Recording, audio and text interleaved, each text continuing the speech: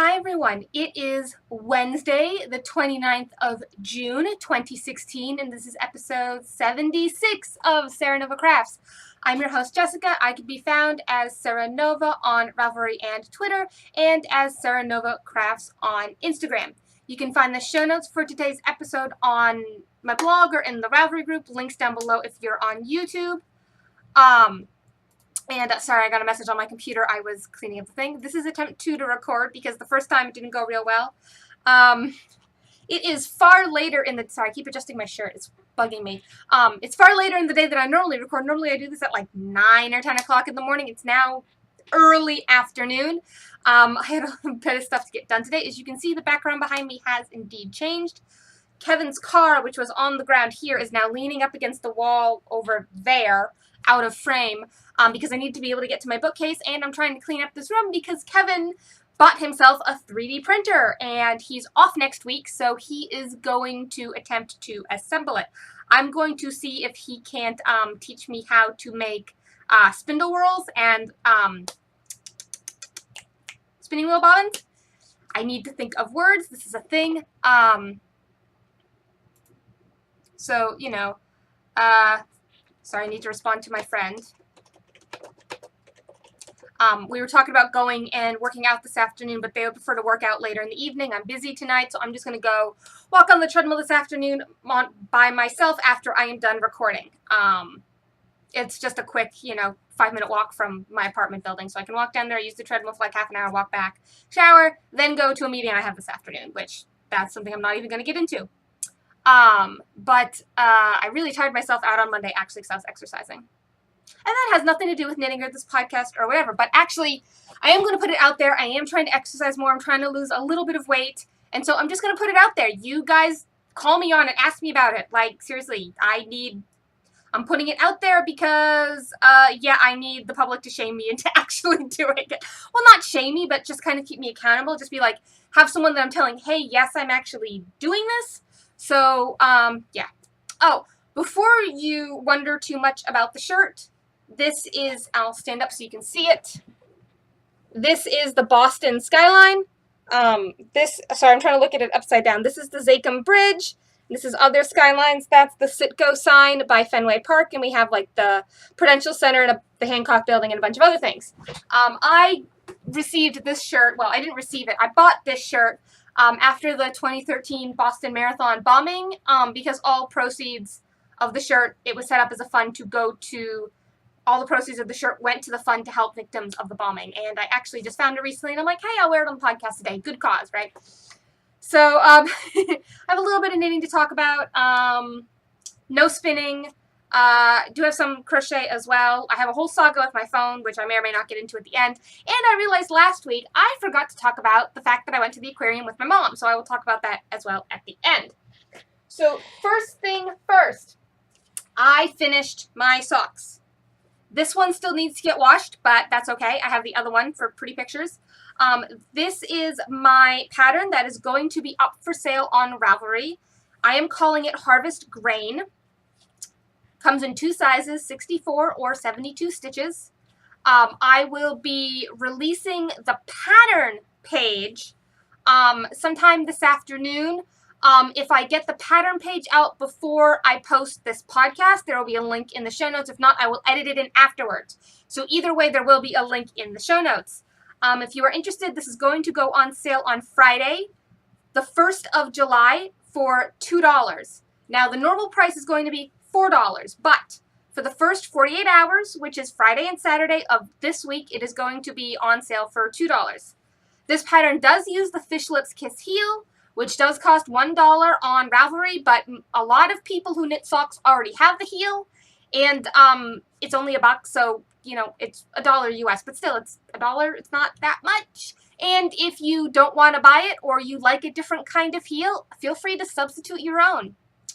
I am not picky. I don't mind if people modify my patterns. If you have a heel that fits your foot better than the Fish Lips Kiss heel fits my foot, which is why I favor it because it fits my foot really well, then go right ahead. I'm not going to stop you. Have fun. So this will be up for sale on Friday. I will hold it up so you can actually see the pattern.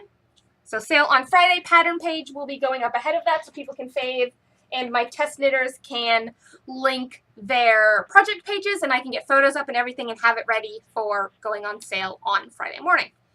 So that is that. I'm going to try to start designing a bit more. The shawl I was working on, which I haven't talked about in months, honestly, I'm just not feeling anymore. So I might just frog it and say that pattern's a dud and try something else, because I was having so much problems with the math on that like I had to walk away, and I haven't gone back yet. Excuse me. I'm not going back yet. Excuse me, I keep yawning. Not going back yet, I think, means that really I should just try to do something else. Also, I'm not feeling that combination of pattern and yarn, so maybe if I try the pattern with a different yarn, I might like it better. We'll see. Also, this pattern is going to be linked with 2 different kinds of sock yarn. One is the sock yarn I actually used to knit it, which was the Woolen Rabbit Pearl in the color Grey Goose. And the other is the Sonder sock yarn, because I like Sonder and they're local to me and I want to support them. So that's what I'm doing there. So whips. Okay, need to get the Lord of the Rings out of the way, because I have it in my knitting bag because I was watching the movies with a friend who was homesick. So I've been working on the Hermione's wrong project bag. Where's the... There it is. Sorry, I have it all in a bag, like right here. I've been working on the Hermione's Everyday Socks, which I'm keeping in my bag, which was a gift from Mandy Pinecone, who she doesn't have an Etsy shop. You can't go buy her bags.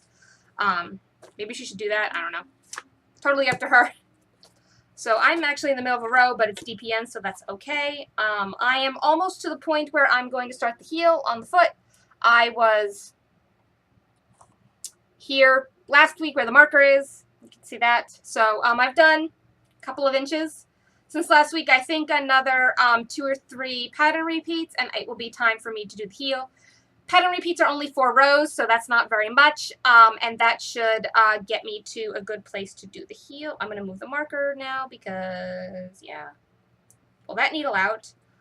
This is, crap, there's my needle. Tiny little 0-point needles, putting it behind my ear. Won't lose it that way. This is Regia, Arne, and Carlos. It's their, standard 4-ply sock yarn. The colorway has a number, but it's also called Forest. It's in the project page if you want to see it. I'm liking how that's the foot, so you can really see the colors on the foot. And on the front, the Hermione's Everyday breaks it up just a little bit, but you can still see the colors, so I'm liking it. I'm kind of applying the Hermione's pattern to my standard vanilla sock. Because, I mean, it's a free pattern, so I am not giving anything away when I say it is a 4-row repeat and the stitch count has to be divisible by 4. I'm giving 0 things away because the pattern is available for free on Ravelry. So I feel 0 guilt in saying that. So what I'm doing is I'm doing my standard 72 stitch sock with the heel, with the toe I like, and the Fish Lips Kiss heel. And I'm actually using zeros because on double points my gauge is looser than doing magic loop. So to compensate for that looser gauge on the double points, I went down a needle size. So next is not the project bag sitting right here. Next is, it's to the bottom of my bag, my 8-hour shawl, which I've put a few rows on since you saw it last night. I was working on it yesterday a lot, and I was working on it at my grandmother's this past weekend too. The thing is that I wanted to see if I remembered how to crochet right-handed, which is, how most everyone crochets. So the last row I did on here, I actually did right-handed instead of left-handed, and you can't tell, which makes me happy, and it looks fine, and, we're good. But yeah, I just wanted to see if I could switch it up, do it, because I normally crochet holding the hook in my left hand. So I've put a few rows on it since you saw it. It's starting to get, like I could wear it as like a neckerchief. It's a shawlette size at the moment. I am not quite done the first skein of yarn. There's 463 yards per skein in this yarn because this is Lammy Toes. This is Lammy Toes Moon Pie Merino. It does have nylon in it. It's 75% merino, 25% nylon, but I bought 2 skeins and I didn't want to use it for socks. But it's 463 yards per 100 grams, so it's a light fingering. I'm using a USG hook, G6, which is a 4mm crochet hook. I'm just using a cheapo Susan Bates metal one that I've had for, I don't know, it might be older than I am. My grandmother had a bunch of those. And yeah, so as you can see, I have done a few rows since last week, and now I'm going to move the marker again because, you know, I move the marker every time I podcast. So, go way down to the bottom, hook into a double crochet stitch, and we're good. Our marker has been moved. So, yeah, I got a few, like I got like an inch done on that. So, you know, that's good. I'm really enjoying how the yarn is working up as this shawl. I wasn't liking it knitted up. I mean, some people, you know, if I was just knitting it as a plain vanilla sock, sorry, stuff was falling over. If I was knitting it as just a plain vanilla sock, I think I'd like it, but I really liked the colorway, and so I'd gotten 2 skeins of the colorway, and so I wanted to use up both skeins at the same time. I didn't want to do 2 separate socks, to do like a scarf and a set of socks or something. I'm just like, I want to do something that uses both skeins, you know. And so I wasn't liking anything I was knitting up with it because I love the color and speckled dyes are really cool, but they do not show lace. And I started to do a hitchhiker with it and then frogged it, and I'm really liking the 8-hour shawl. It's just the rows are getting really long, so it's taking me a while to do each row. And then don't think I put any work on my purse socks this week because I wasn't sitting in any meetings or anything, but I did, in fact, work on my Seasons Mystery Knit Along. And considering Clue 8 just came out this morning and I'm on Clue 4, I'm not worried about spoiling anything for anyone, so I'm just going to hold it up because, you know, at this point, I don't really care about spoilers because, yeah, I am a month behind. So here's, it is, you can see the marker where it's attached there. That's where I was, and then you can see where I am. I finished Clue 3 and started Clue 4. I'm in the middle of Clue 4, so it'll be interesting to see where it goes from there. I'm just trying to reattach the marker. I moved the marker to my current place. I'm only working on this sitting here at my desk because there's so much to the pattern, and there's no charts or anything. It's all just written, and I have it printed out and sitting on the desk, and it's easier to just sit here and flip the pages as I go than to try to pack it up and go somewhere, but right. So it's living on my desk. It is my desk knitting while I'm sitting here watching podcasts and stuff. So, because it's not so complicated that it needs all of my attention, but it's not so plain that it's boring. If that makes sense. It's kind of one of those mid-ground, middle-of-the-road things. It's a little tricky in terms of you just kind of have to blindly trust the pattern. There have been a few mistakes made, and they are totally mistakes of me not reading properly, which is totally not the pattern's fault. It's me going, oh, I think I know what this is where this is going, and then it's not going there. Nope. So, yeah, that's about it for whips and knitting and stuff. So if you don't want to listen to me blather on about trip to the aquarium or stuff with my phone, then I will see you next week. If you want to listen to me talk about this and ramble on for probably another 10 minutes, welcome to join me. So, 2 weekends ago, so this would be the 18th, which was actually Worldwide Knit in Public Day, and I didn't realize it when my mom and I made these plans. But my mom and I made plans to go to the New England Aquarium in Boston. And I did technically knit in public because I had my knitting out in the aquarium. So I was technically knitting in public on Worldwide Knit in Public Day, but I wasn't at a knit in public event because my local shop had one, but I didn't go because I was out of town with my mom.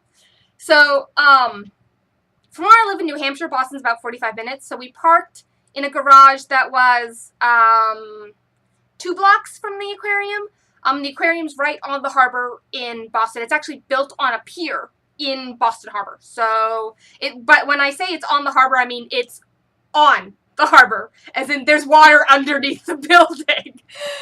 Now, about 5 years ago, they'd renovated the aquarium, and I went over this bunch of this in September when I went with Kevin. But my mom hadn't been since they did the renovation, and she had 2 tickets that she'd won through her previous employment, and she wanted to use them up. So I said, I'll go with you. I don't mind going to the aquarium again. I was in September, but I don't mind going again. Like, it's cool. They changed stuff up, you know.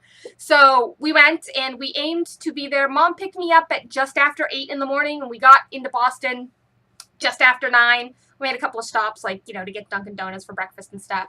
And we get there, and, you know, we walk to the aquarium, and you can smell the ocean. Like, even though we couldn't see the ocean before we parked, we could smell the ocean. It smelled actually really nice. I do like being near the water and on the water in boats. I'm not a fan of swimming, but if you put me on a boat or put me on a beach, or, well, more of a boardwalk, because I don't like sand, so if you put me on a boardwalk or on a pier or on a boat, I'm happy.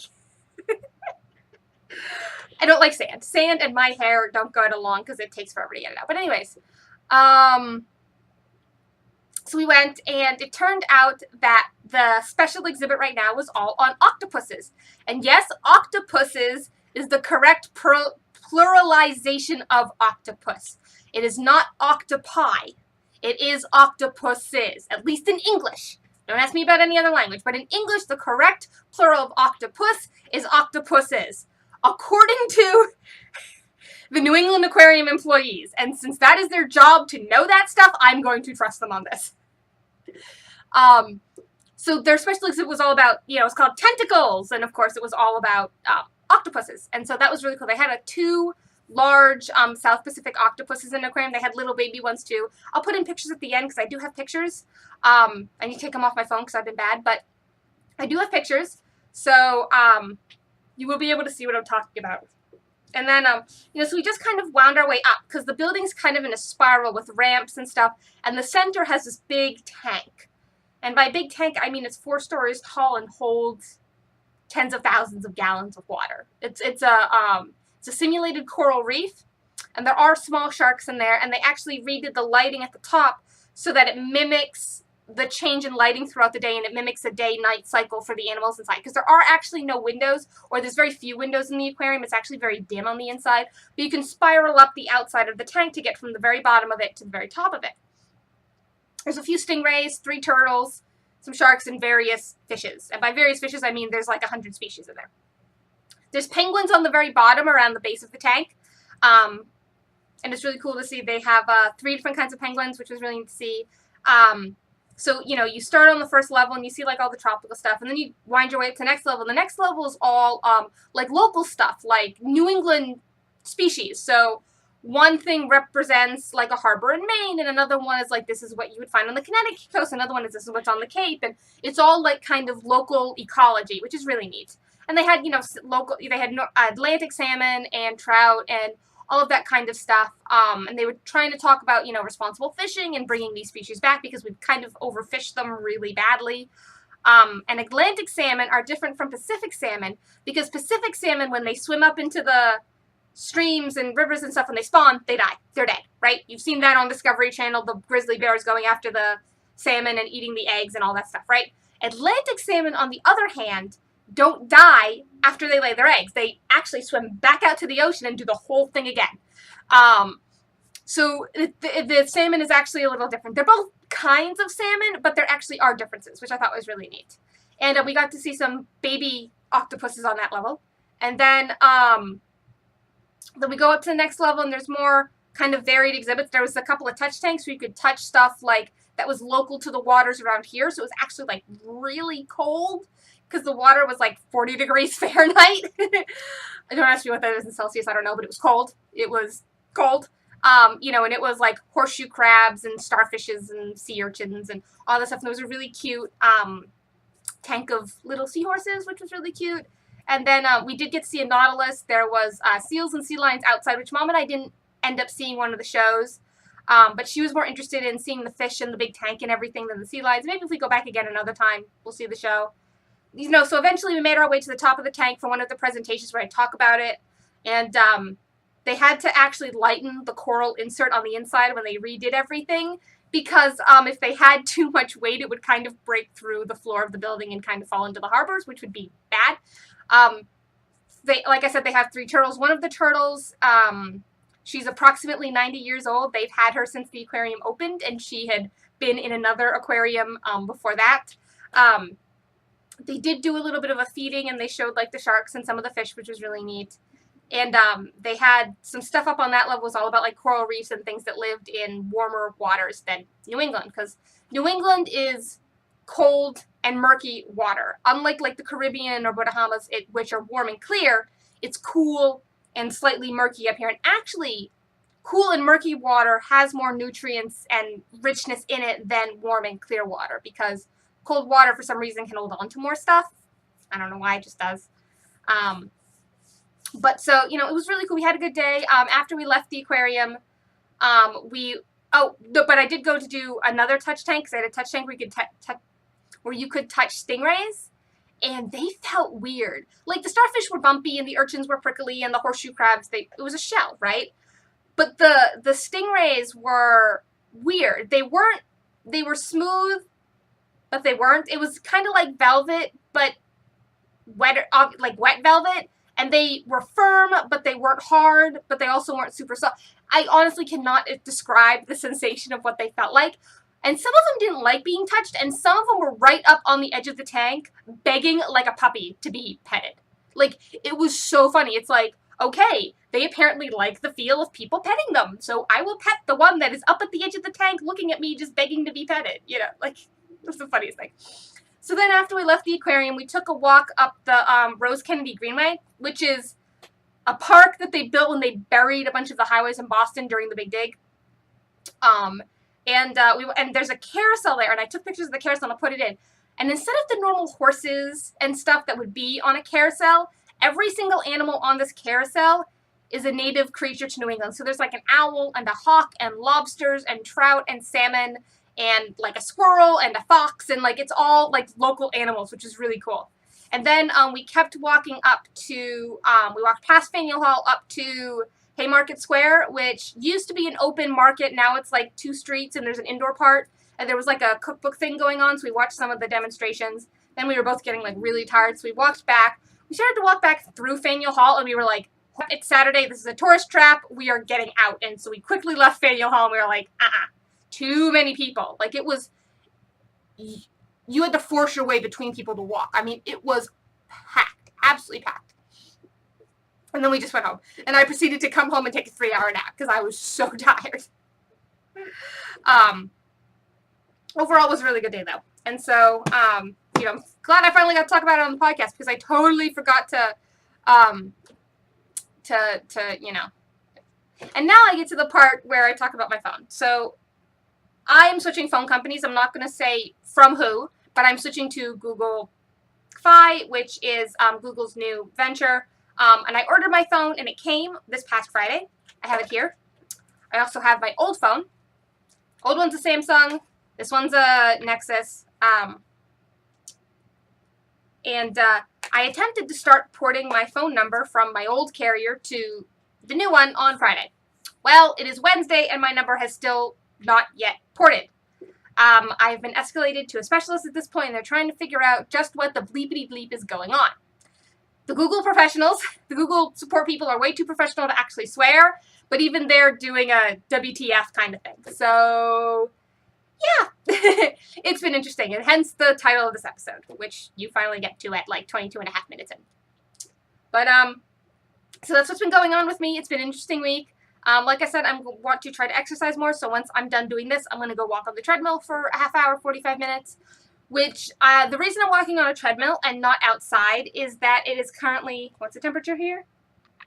It is currently 80 degrees and going up, and I do not feel like dying of heat stroke while exercising, so I'm going to go walk on a treadmill in a nice air-conditioned space so I don't overheat while getting my exercise in, which I think is a perfectly good reason to go walk on a treadmill instead of outside. So I think that's it. I have rambled a bit more than in the past to this episode, but I had a bit to talk about, so I did.